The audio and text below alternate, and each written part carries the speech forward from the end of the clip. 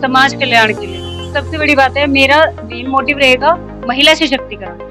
जो मतलब मैंने पहले से ही हमेशा से सोचा था, जब मैं छोटी थी तभी भी मैंने देखा कि महिलाओं का जो जीवन होता है उसमें बहुत ज्यादा संघर्ष। पानी की समस्या नहीं है, लेकिन नाली वगैरह इनकी बहुत ज्यादा, और अब नाले नहीं बन पा रहे हैं सड़क पे, तो उसकी पानी की व्यवस्था नहीं हो पा रही, गलियों में पानी भरा रहता है, तो बच्चों को भी दिक्कत होती है। भाई कोई पार्क नहीं है, किसी तरह का कोई एंजॉयमेंट नहीं है बच्चों के लिए, जो होना चाहिए। अभी जो मैंने यहाँ पे लोगों के बीच में मैं गई हूँ, देखा है, तो सबसे ज्यादा जो समस्या निकल के आई वो नालियों की आई है।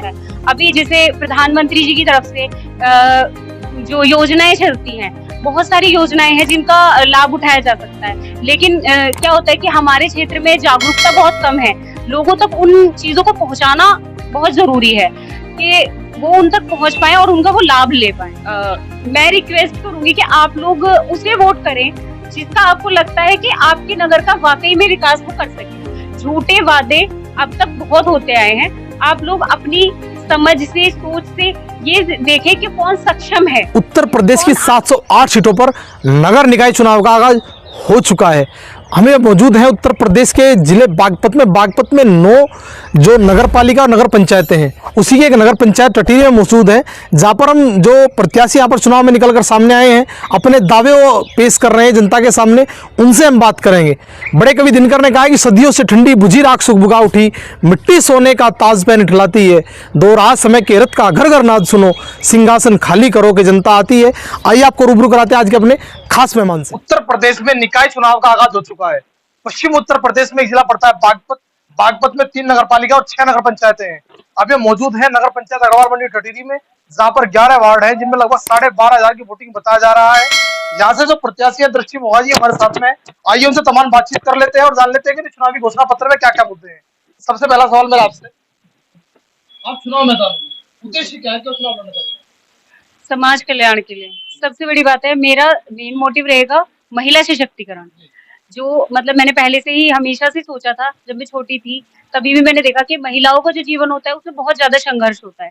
उनके लिए काम करना मेरी प्राथमिकता रहेगी। महिला सशक्तिकरण की बात की, उन्हें एम्पावरमेंट को लेकर सरकार कई नीति लेकर चलती है। जैसे नगर पंचायतों में कई बार आरक्षण जो है महिलाओं को चुनाव लड़ने का मौका दिया है, महिलाएं चुनाव लड़ती हैं, चेयरमैन महिलाएं बनती है, गाँव में प्रधान बनती है, सांसद तक बन जाती है, राजनीति परिवार के लोग करते हैं, तो कहाँ सफल हो पाता है? बिल्कुल सही बात है। पहली बात तो इसका श्रेय कहीं ना कहीं समाज को भी जाएगा। वो उन महिलाओं को वोट देते ही क्यों है जो खुद सशक्त नहीं है, जो खुद शिक्षित नहीं है। वो किसी और को क्या बढ़ावा देंगी जो खुद शिक्षित नहीं है?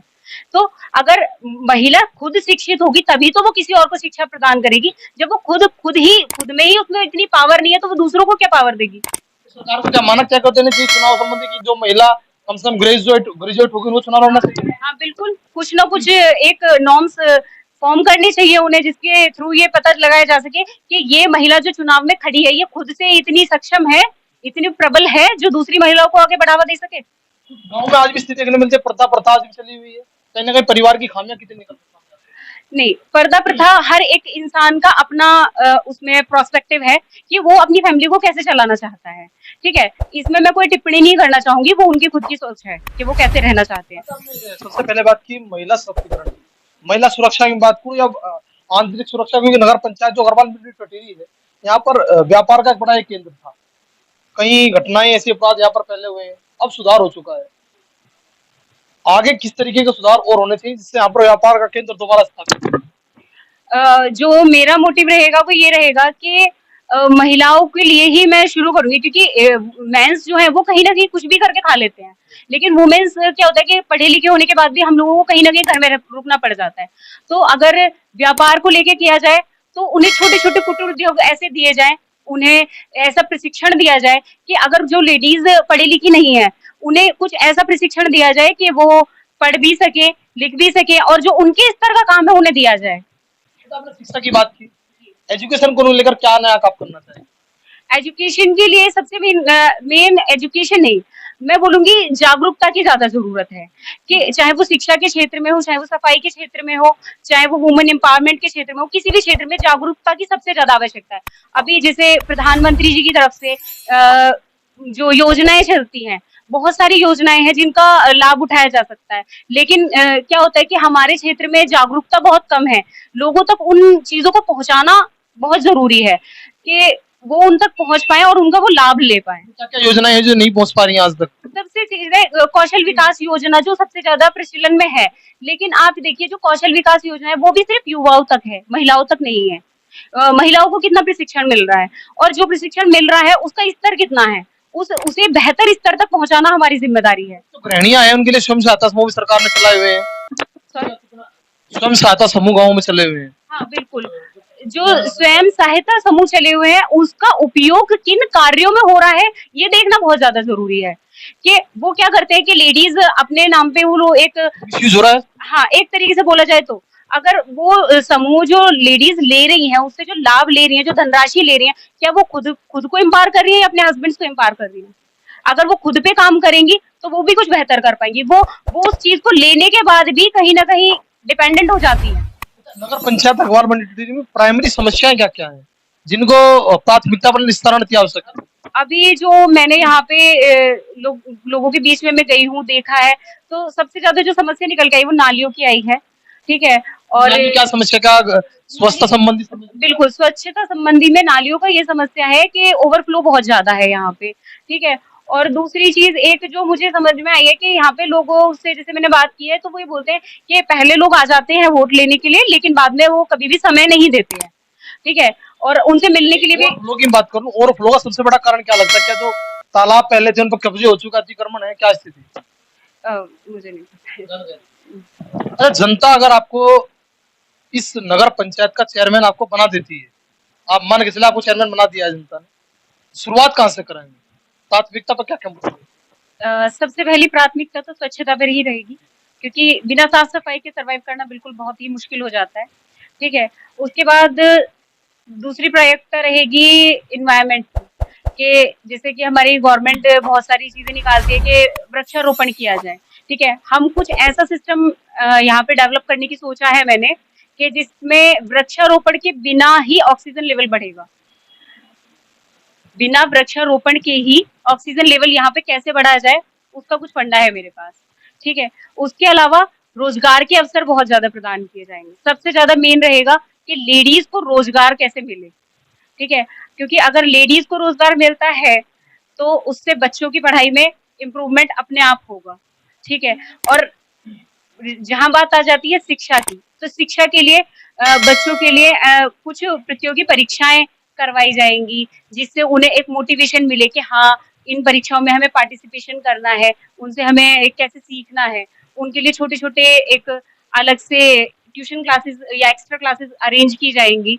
ठीक है, हर एक स्कूल को ये बोला जाएगा कि हाँ उन्हें अलग से कुछ एक्स्ट्रा करिकुलर एक्टिविटीज में उन्हें पार्टिसिपेशन का मौका मिले। उन्हें संस्कृति से कैसे जोड़ा जाए, लाइब्रेरीज को कैसे और ज्यादा सशक्त किया जाए।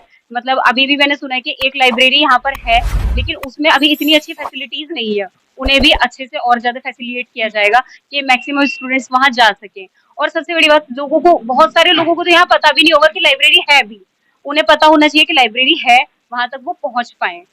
ठीक, बिल्कुल निकाला जा सकता है। अगर देखिए किसी भी समस्या को पर्सनली हैंडल किया जाए, उस पर ध्यान दिया जाए तो कोई भी समस्या ऐसी नहीं होती कि उसका हल ना निकाला जा सके। यदि आप चाहते हैं कि कोई समस्या है और उसका हल निकालना है तो आप उसको हल ढूंढ ही लेंगे। देश के मुखिया जब सत्ता में आए थे एक शब्द लेकर आए थे कि ना खाऊंगा ना खाने दूंगा, ना खाऊंगा ना किसी को खाने दूंगा, भ्रष्टाचार बिल्कुल खत्म कर दूंगा। लेकिन आज भी कहीं ना कहीं भ्रष्टाचार है। वो कह रहे हैं मैं ना खाऊंगा ठीक है लेकिन न खाने दूंगा। आज भी अधिकारी वर्ग के अंदर भ्रष्टाचार है। आप कहीं पर जाओ किसी काम को कराने के लिए, जनता भी सोचती है मेरा काम जल्दी हो, उसको जल्दी कराने के चक्कर में पैसे वहां पर दिए जाते हैं, भ्रष्टाचार को बढ़ावा दिया जाता है। उसको निजात कैसे मिल सकती है? जागरूकता से, वो भी जागरूकता से होगा। लोगों को ये पता ही नहीं होता कि अब ये जो काम है ये किस ट्रू प्रॉपर चैनल होना है। उन्हें पहले चैनल का पता होना चाहिए ना कि ये काम किस तरीके से होना है। अगर बीच में दलालों को डालोगे तो दिक्कत तो होगी। ठीक है, और दूसरी बात, जो भी अधिकारी वर्ग के लोग हैं, जो भी मेरे अंडर में काम करेंगे अधिकारी, उन लोगों को मैं डायरेक्टली इंस्ट्रक्ट करूंगी कि वो इस तरह की कोई भी चीजें ना करें। भ्रष्टाचार को कम करना, आपने देखा होगा जितने भी और पॉलिटिशियन है, मैं किसी का भी पर्सनली नाम डिस्क्लोज नहीं करूंगी, जितने भी शिक्षित पॉलिटिशियन हैं उनके राज में भ्रष्टाचार बहुत ज्यादा कम हुआ है, क्योंकि उन्होंने जड़ से समस्याओं को समझने की कोशिश की है। क्योंकि जो इंसान समस्याओं से जूझा होता है वही समस्याओं पे काम कर सकता है। जैसे कि being a lady, being a student में रही, जब मुझे अपने जाति प्रमाण पत्र और ये सब चीजें बनवानी पड़ी, तब मुझे भी भ्रष्टाचार का सामना करना पड़ा। ठीक है, तो जब मैं उस स्टेज पे आ जाऊंगी कि मैं लोगों की समस्याओं तक पहुंचूंगी कि हाँ उन्हें वो चीज फेस ना करनी पड़े, तो इस पे तो मैं काम करूंगी ही। राजनीतिक पार्टी से आप विचारधारा आपकी मिलती नहीं, मैं पर्सनली किसी भी राजनीतिक पार्टी को ऐसे डिस्क्लोज नहीं करूंगी कि मैं इससे सपोर्ट करती हूँ। सभी पार्टियों में कुछ ना कुछ पॉजिटिव होता है, कुछ ना कुछ नेगेटिव होता है, और मुझे सिर्फ पॉजिटिविटी ही लेनी होती है। तो मैं हर एक इंसान से सीखने की कोशिश करती हूँ। मुझे अरविंद केजरीवाल भी बहुत बड़ी इंस्पिरेशन है, तो नरेंद्र मोदी भी मेरे लिए बहुत बड़ी इंस्पिरेशन है। है। बात करूं लोकतंत्र की, लोकतंत्र सब आता है कि जनता के लिए जनता द्वारा शासन जो होता है लोकतंत्र कहलाता है। लोकतंत्र के इत्यादि चुनाव जितने भी होते हैं वहां पर किए जाते हैं। नगर निकाय चुनाव की बात करें, पंचायत चुनाव की बात करें, या फिर विधानसभा चुनाव की बात करें, लोकसभा चुनाव की बात करें, क्या लोकतंत्र का जो वास्तविक स्वरूप था क्या वो सार्थक साबित हो रहा है? जिस तरीके लोकतंत्र की स्थापना की गई थी, राजतंत्र को खत्म किया गया था। बिल्कुल सार्थक तो है, क्योंकि कहीं ना कहीं डेवलपमेंट तो हुआ है। ऐसा तो नहीं है कि डेवलपमेंट हुआ ही नहीं है। हाँ, हर कोई इंसान अपना 100% देने की कोशिश करता है, ठीक है, लेकिन कहीं ना कहीं गलतियां तो सभी से होती हैं। जो गलतियां उनसे हुई है उन्हें सुधारने की मैं कोशिश करूंगी। सबसे पहले लोकतंत्र शब्द का प्रयोग जो किया गया था अभिज्ञान शाकुंतलम में पुस्तक थी कालिदास की, उसमें लिखा गया कि लोकतंत्र सर्वाधिकार है, लोकतंत्र पर सबका अधिकार है। राजा के पास कोई भी पीड़ित जो जाता था किसी भी समय रात के 12 बजे भी जाकर दरवाजे पर घंटा बजा देता था तो सोता हुआ राजा निकल कर आता था। क्या ये संभव है आज? संभव है, यदि इंसान दृढ़ निश्चय कर ले कि क्या एक थानेदार ही मिल सकता है किसी आम आदमी से? आप देखिए, हर एक इंसान की एक मेंटेलिटी होती है कि वो काम को किस तरीके से करना चाहता है। मैंने पहले भी ये जिक्र किया था अभी आपसे कि लोगों ने ये बहुत बोला कि पहले लोग वोट लेने के लिए आ जाते हैं, फिर बाद में वो नहीं करते। तो मैंने इसका ये सोचा कि मंथली एक बार जनसभा जरूर बुलाई जाए। ये नहीं कि किसी की प्रॉब्लम्स है, कोई जर्नली भी मिलना चाहता है आपसे, तो उनकी उन लोगों से बात करनी चाहिए, उनसे मिलना चाहिए, ताकि वो लोग हमें जान सके कि हम किस किस मुद्दे पे हम काम कर रहे हैं। हम अगर उनके पास नहीं भी जा पा रहे तो क्यों नहीं जा पा रहे हैं, ठीक है, और उनकी समस्याएं जो भी है उनका निदान करने के लिए वंस इन ए मंथ जरूर मिलना चाहिए। आखिरी सवाल, नगर पंचायत की जो नागरिक हैं, आपके मतदाता जो है, उनसे कोई अपील करना चाहेंगे? मैं रिक्वेस्ट करूंगी कि आप लोग उसे वोट करें जिसका आपको लगता है कि आपके नगर का वाकई में विकास वो कर सके। झूठे वादे अब तक बहुत होते आए हैं। आप लोग अपनी समझ से, सोच से ये देखें कि कौन सक्षम है, कौन आपके लिए काम कर सकता है। क्या आप उन लोगों को वोट देना चाहेंगे जो खुद के लिए खुद स्टेबल नहीं है, जो खुद सशक्त नहीं है? वो आपको क्या सशक्त करेंगे? क्या वो खुद किसी ऑफिसर से आपके लिए बात कर सकते हैं? क्या वो खुद आपको टाइम दे सकते हैं? अगर वो लोग आपको टाइम दे सकते हैं या आपके लिए किसी ऑफिसर से, अपने लिए खुद किसी ऑफिसर से बात कर सकते हैं, तो वो आपके लिए किसी ऑफिसर से बात कर सकते हैं। तो आप ये देखिए कौन सक्षम है, कौन सशक्त है, या कौन आपके लिए काम कर सकता है। तो हमने बात की नगर पंचायत अग्रवाल मंडी टिहरी से जो नगर पंचायत चेयरमैन पद की जो भावी प्रत्याशी है दृष्टि मोहगा जी, उनका कहना है अगर जनता उनको अब की बार मौका देती है तो जितने विकास कार्य जो रुके हुए हैं, जितने प्राथमिकता पर लेकर उनको निस्तारित करने का भरसक प्रयास करेंगे। महाकवि दिनकर ने कहा कि सदियों से ठंडी बुझी राख सुबह उठी, मिट्टी सोने का ताज बहन इठलाती है, दो रात समय केरत का घर घर नाद सुनो, सिंहासन खाली करो कि जनता आती है। जनता द्वारा जनता के लिए शासन लोकतंत्र कहलाता है। उसी लोकतंत्र में निकाय चुनाव का आगाज हो चुका है और सभी प्रत्याशी उनको आकलन करके आप वोट दें और अपनी वोट को सफल बनाएं। बागपत से वीडियो जर्नलिस्ट अंकुश राठी के साथ प्रताप आर्य की रिपोर्ट। नगर पंचायत अग्रवाल मंडी टिहरी के जो मतदाता है उनसे हम बात कर लेते हैं। महिला मतदाता हमारे साथ में, उनसे जान लेते हैं कि अब से पहले जो चेयरमैन हुए किन जो वादे उन्होंने किए थे वो खड़ा उतरे हैं, तो क्या वादे जो है वो अब तक पूरे नहीं हो पाए हैं। क्या नाम है? पूनम। क्या वादे जो हैं आपको ऐसा लग रहा है कि क्या समस्याएं आज भी नगर पंचायत अग्रवाल मंडी टिहरी में है जिनका निस्तारण जरूरी है? निस्तारण तो देखो, जो चेयरमैन हुई थी पहले भी, सीमा ठाकुर हुई, जैसे कि अब ये है विनोद हैंगे, क्या क्या सब नाली भी घड़ोंचे भी पाड़ का घेर दिए सब। कहीं कुछ करवा रहे, कहीं कुछ करवा रहे, विकास कुछ नहीं हुआ। यहाँ इधर पार्क बनवाना था लेडीजों के लिए कि इधर लेडीज के लिए पार्क बनेगा, वो अब तक नहीं बना। जो भी पार्क के लिए जगह छोड़ रखी वो भी नहीं बनी। पेयजल की मत करो, पीने पानी सही मिल रहा है, पीने का पानी तो सही आ रहा है। टंकी घर घर आ रही है, हाँ जी, टंकी तो घर स्वास्थ्य व्यवस्था कैसी है, कैसी यहाँ पर सही काम कर रही है, डॉक्टर भी मिलते हैं। स्वास्थ्य केंद्र यहाँ पे बने हुए हैं सरकारी। हाँ, डॉक्टर मिलते हैं पर सुविधा कुछ नहीं है। भैया स्वास्थ्य केंद्र बना हुआ तो है लेकिन सुविधा कुछ नहीं है, वहाँ पे डॉक्टर भी नहीं पाते हैं, जाते हैं पेशेंट वापस आ जाते हैं, दवाइयाँ बाहर से लिखते हैं। प्रधानमंत्री आवास योजना जी, यहाँ पे समूह नहीं है, आवास योजना आई, प्रधानमंत्री आवास योजना। वैसे गवर्नमेंट के थ्रू मिली हुई कोई भी सुविधाएं यहाँ बहुत कमी के साथ कम है, मतलब 5-7 मकान मैंने देखे हैं जो उपलब्धि नहीं है, बहुत कमी के साथ है। क्या क्या समस्याएं हैं, आप शिक्षित आप हैं, क्या क्या योजनाएं ऐसी हैं जिनका इम्प्लीमेंट है तो सही प्रकार से नहीं हो रहा है? सर पहले तो पानी की बहुत ज्यादा समस्या थी, जो सिर्फ अभी पानी था ही नहीं, रोड के वजह से वो पूरा खत्म था। फिर इतनी बड़ी मुश्किल से सब लोगों ने ट्रैवल किया, इधर उधर भागा दौड़ी की है तो जाके थोड़ा सा उपलब्ध हुआ है।